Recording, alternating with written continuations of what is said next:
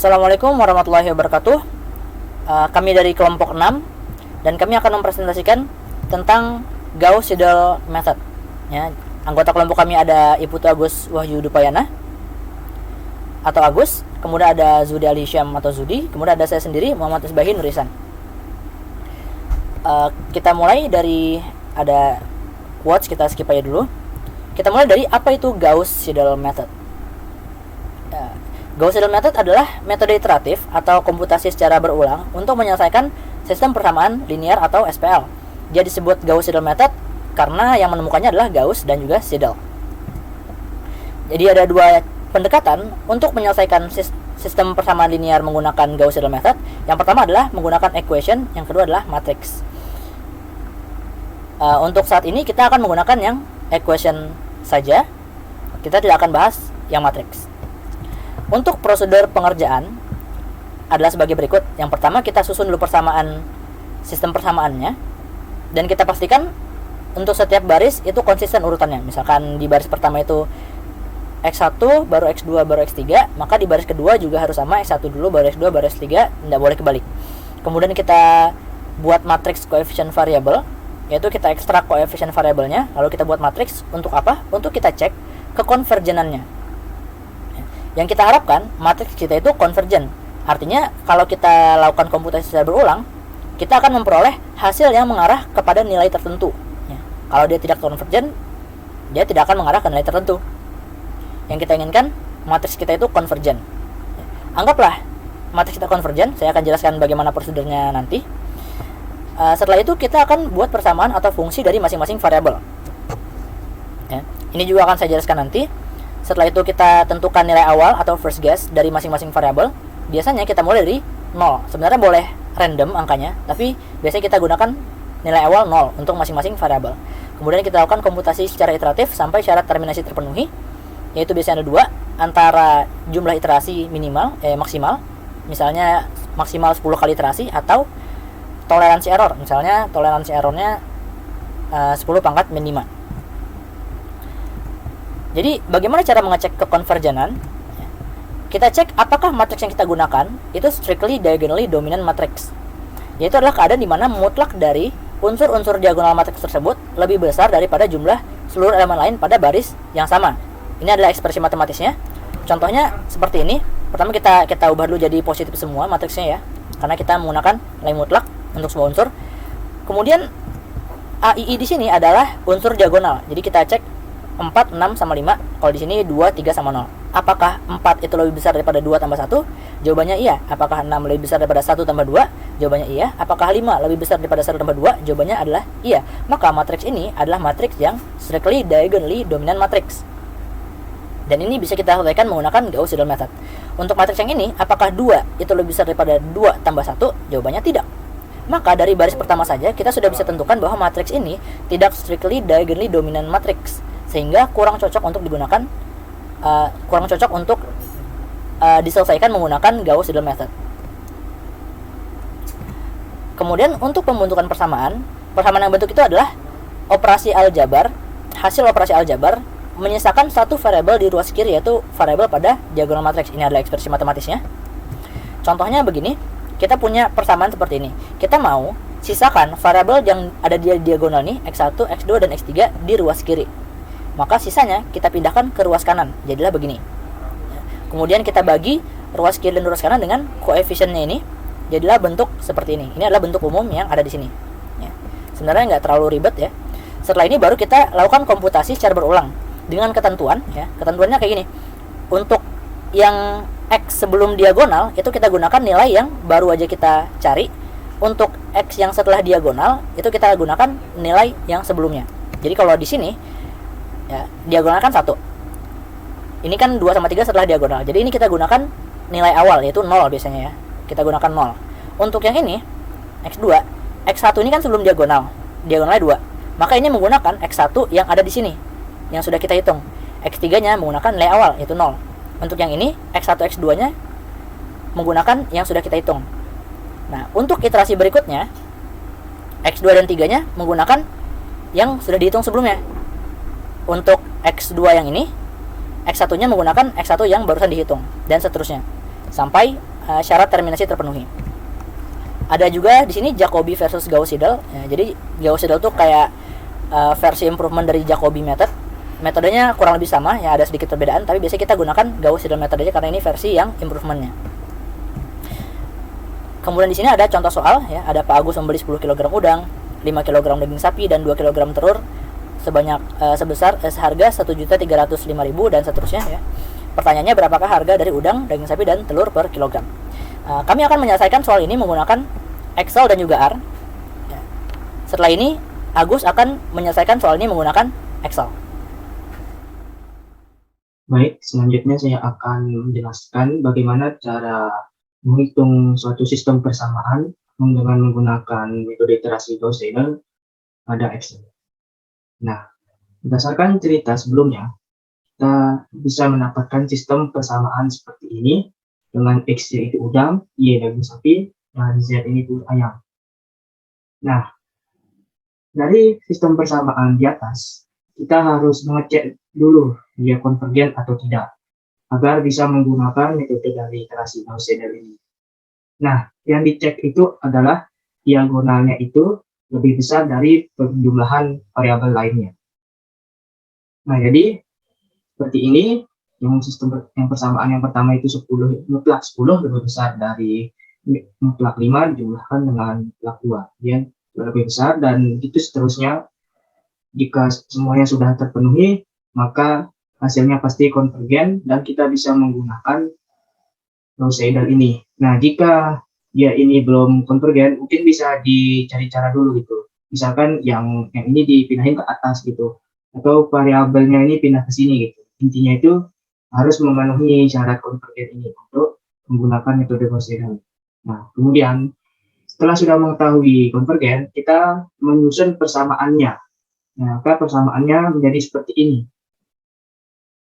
Nah, disisakan variabel X, variabel Y, Z di ruas kirinya. Nah, kemudian kita memberikan nilai awal untuk yang lebih mudah lagi, yaitu X-nya itu 0, Y-nya itu 0, dan Z-nya itu 0. Nah, kemudian baru kita melakukan iterasi. Nah, iterasi bisa berhenti ketika nilai errornya atau iterasi yang diinginkan gitu. Atau hasilnya sudah ditemukan. Nah, di sini sudah dapat kita lihat nilai awalnya sudah diberikan nilai 0.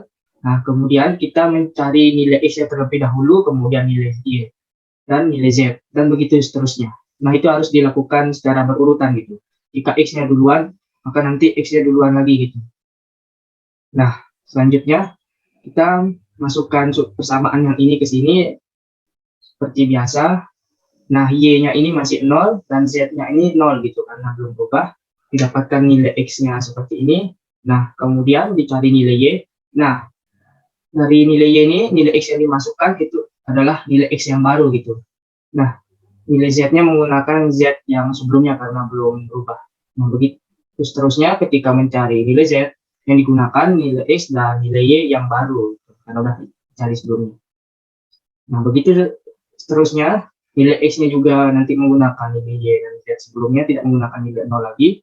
Dan begitu seterusnya sampai menemukan nilai yang benar-benar mirip gitu. Nah, karena di sini nilai X, Y, dan Z-nya ini sudah sama, maka kita dapat menyimpulkan bahwa nilai X-nya itu yaitu sebesar 75.000, nilai Y-nya itu 100.000, dan nilai Z-nya itu 27.500.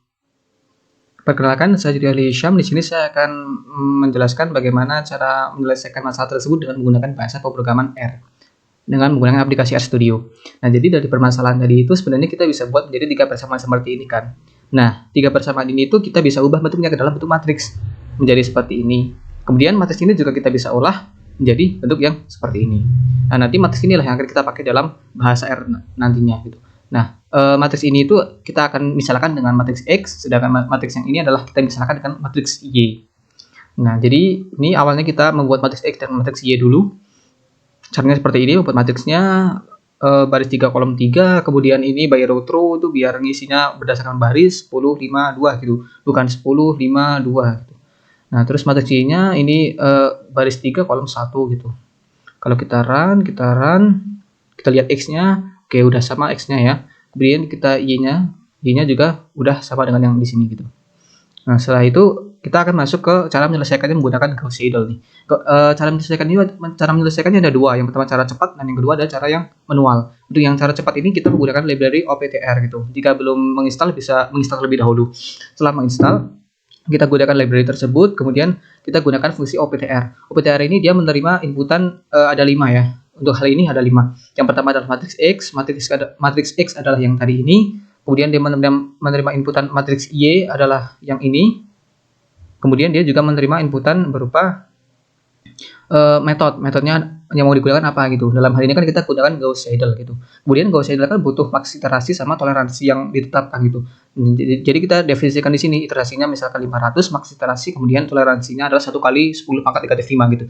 Nah, ketika kita jalankan, kita run, kemudian kita lihat summary-nya. Nah, ternyata dari hasil ini itu kita bisa tahu nih, ternyata harga 1 kg udang itu 75.000, harga 1 kg daging sapi 100.000, dan harga 1 kg telur adalah 27.500.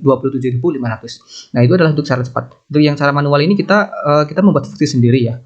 Nah, dalam hal ini kita samakan parameternya dengan yang OPTR tadi. Jadi kita buat sebuah fungsi ada 4, yang pertama X, Y, max iterasi sama error.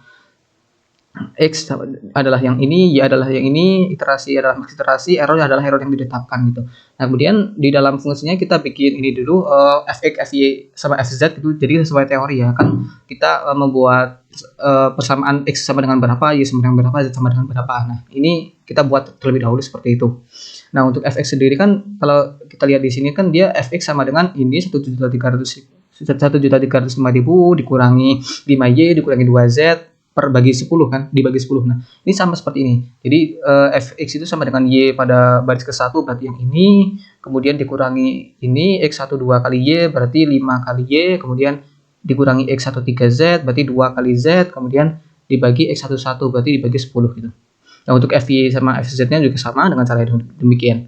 Kemudian setelah mendefinisikan ketiga fungsi, kita definisikan nilai awalnya x, y, z, kemudian ini adalah kita definisikan x1, y1, z1 adalah untuk variabel tempat menampung setelah perhitungan di dalam iterasi nantinya.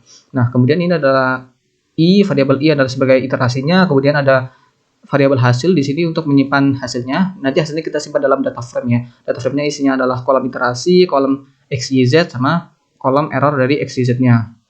Nah, kemudian dia memulai iterasinya gitu. Selama i kurang dari max iterasi gitu. I-nya nambah 1 artinya iterasi mulai jalan. Kemudian dia menghitung x yang baru dengan menggunakan fungsi yang kita buat tadi, fx.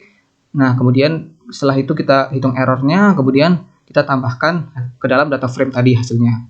Setelah itu kita hitung y baru. Nah, dalam menghitung y baru ini kita menggunakan x yang baru ya, x1 bukan x0 gitu. Setelah itu kita hitung error lagi, kita masukkan hasilnya ke data frame lagi. Kemudian kita menghitung z baru dengan menggunakan x nilai yang baru dan y yang baru, kemudian kita hitung errornya, kemudian dimasukkan ke data frame hasil tadi. Nah, kemudian di sini kita cek errornya nih. Errornya itu apakah semuanya sudah lebih kecil dari toleransi yang kita tetapkan atau enggak gitu. Kalau iya maka break, artinya loopingnya berhenti gitu. Kalau enggak berarti nilai x0, y0, z0 kita ganti dengan yang baru tadi. Setelah itu dia akan kembali ke looping awal gitu. Nah, setelah max iterasinya tercapai atau toleransinya ini sudah lebih kecil semua dari toleransi yang ditetapkan, maka kita returnkan hasil gitu. Nah, jadi kita coba ini dulu jalankan, kita run biar fungsinya terdefinisi, kemudian kita coba kita run hasil Gauss Seidel x, y. Nah, hasilnya adalah seperti ini. Dia ada sebuah data frame, ada kolom iterasi x, y, z sama error masing-masing gitu. Dan kalau kita lihat ternyata dia itu berhentinya pas iterasi ke-14. Berarti dia itu berhentinya ketika errornya sudah lebih kecil dari toleransi error yang ditetapkan gitu. Nah, di sini bisa kita lihat bahwa ternyata harga 1 kg udang 75.000, 1 kg daging sapi 100.000 dan 1 kg telur adalah 27.500. Berarti sudah sama dengan cara cepat yang kita gunakan tadi. Nah, oke, sudah sama ya. Baik, terima kasih atas perhatiannya. Semoga presentasi kami dapat bermanfaat. Assalamualaikum warahmatullahi wabarakatuh.